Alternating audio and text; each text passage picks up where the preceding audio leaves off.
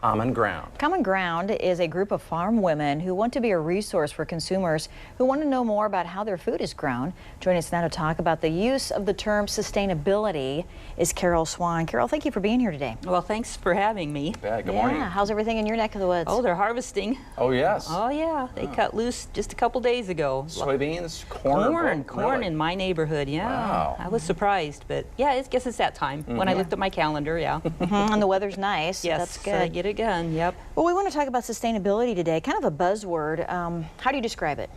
Well, sustainability is making sure that things are used correctly on the farm, and there's a legal definition from the USDA that was passed by Congress in 1990 in the 1990 Farm Bill. And it says to satisfy human food and fiber needs, to enhance environmental quality and the natural resource base upon the agriculture economy depends on, make the most efficient use of non-renewable resources and on-farm resources, and integrate where appropriate natural biological cycles and controls, sustain the economic viability of farmer operations, and enhance the quality of life for farmers and society as a whole. So this is very broad. So there's a lot of room for ingenuity, innovation, technology advances. It's really rather wide open.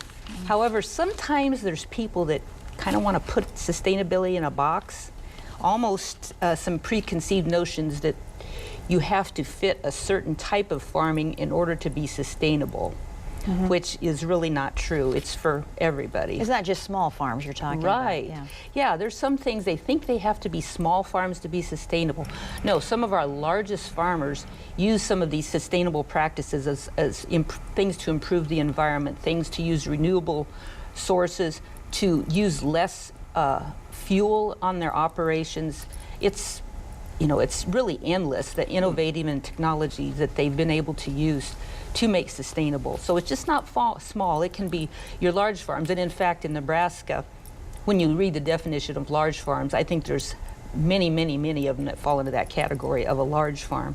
And what they do is, you know, constantly trying to improve, trying to use less, produce more, use less, and make the quality of life better for everybody.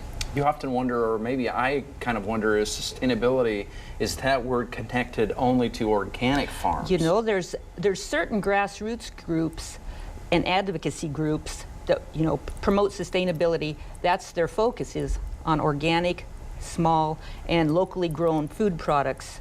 Well, that is true. Sure, small, organic, locally grown can be sustainable, but yet we need to feed the world. We have to remember that. We need to feed, they always say 9 billion by 2050 in the world.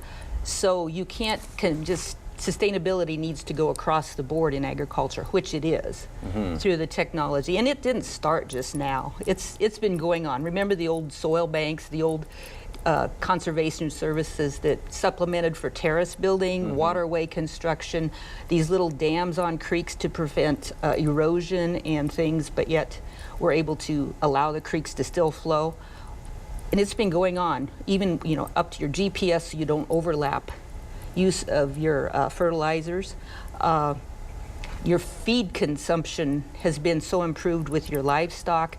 Feed formulations, utilization, say, of your